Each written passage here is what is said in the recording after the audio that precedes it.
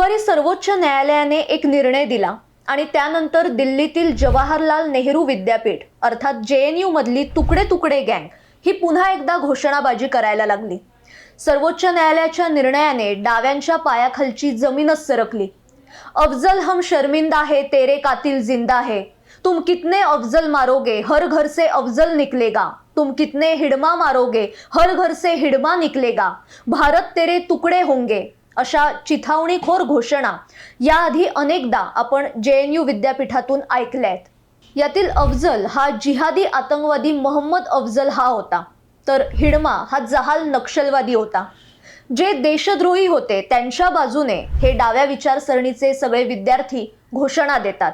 आता भारताचे तुकडे करणाऱ्या या डाव्या विचारसरणीच्या विद्यार्थ्यांनी मोदी शाह की कब्र खुदेगी अशी चिथावणीखोर घोषणा दिली आहे।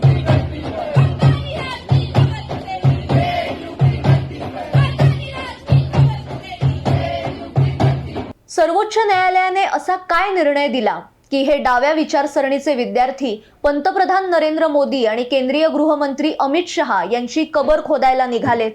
डाव्यांच्या पायाखालची जमीन का सरकलीये हेच आजच्या भागातून जाणून घेणार आहोत।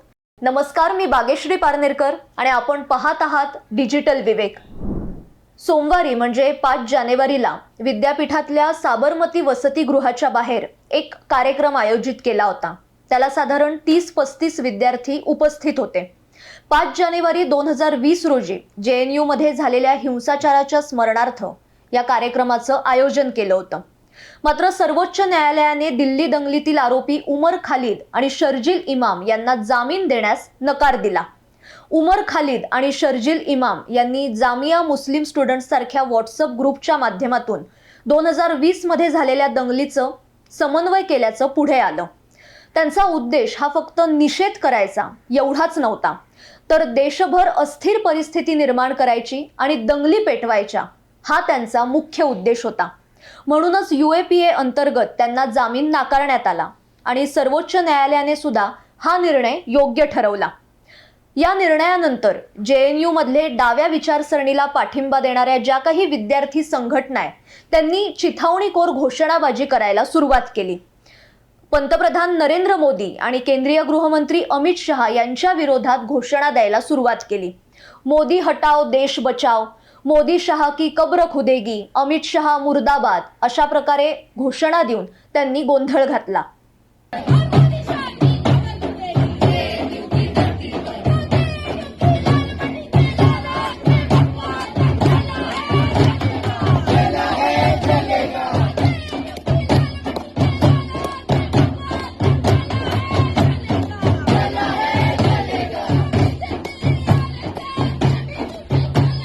भारताचा सिलिगुडी कॉरिडॉर हा भारतापासून कसा तोडायचा हे जाहीर भाषणात धडे देणाऱ्या शर्जील इमाम सोबत त्याचा सहआरोपी असलेला उमर खालिद हे दोघं पण सध्या तिहार तुरुंगात आहेत। एका सुनावणीसाठी लाखो रुपयांची फी आकारणारे नामांकित वकील कपिल सिब्बल हे उमर खालिदला जामीन मिळावा म्हणून सर्वोच्च न्यायालयात लढतायत। म्हणजे एखादा दहशतवादी, नक्षलवादी, देशद्रोही यांची बाजू न्यायालयात मांडण्याचं काम अगदी ताकदीने आणि योग्य पद्धतीने ते करतात। तो विषय जरा बाजूला ठेवू। आता उमर खालिद आणि शर्जील इमाम यांचा जरा पूर्व इतिहास पाहूया।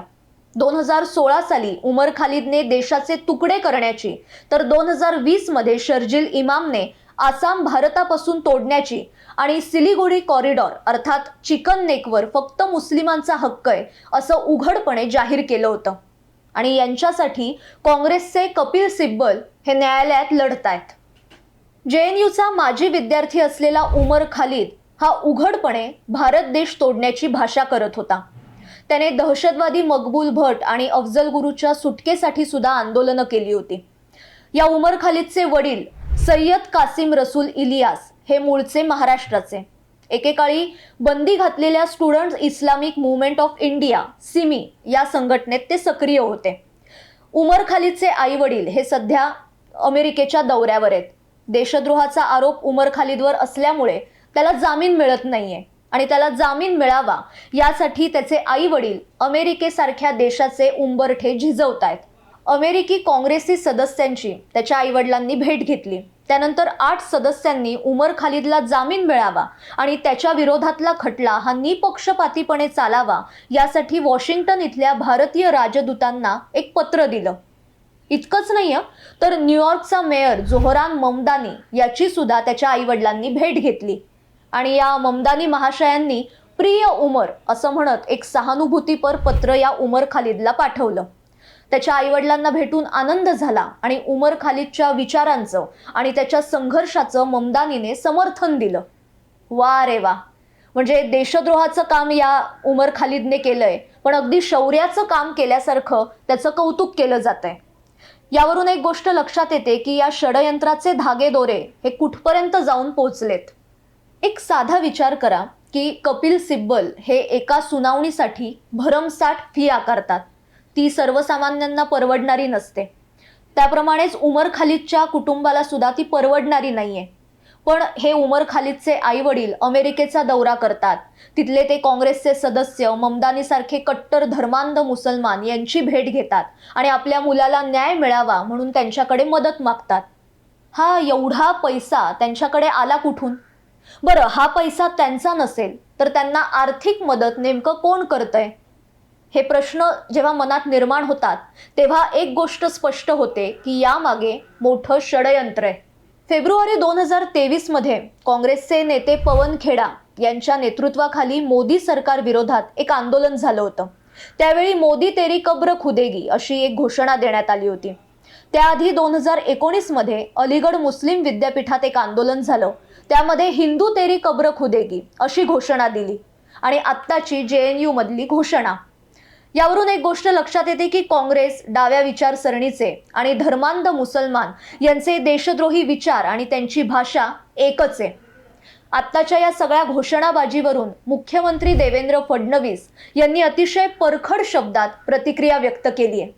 ती ऐकूया. देखिए, ये शर्जिल इमाम की जो औलाद है JNU में पैदा हुई है, इनके इरादों को कुचलने का काम हम करेंगे. ऐसे नापाक इरादे जो देशद्रोहियों के साथ खड़े होते हैं, जो देश को तोड़ने की भाषा करने वालों के साथ खड़े होते हैं, उनके इरादों को कुचल दिया जाएगा. ऐसे इरादे नहीं चलेंगे. खरंच या देशद्रोह्यांचे विचार हे ठेचायलाच हवे.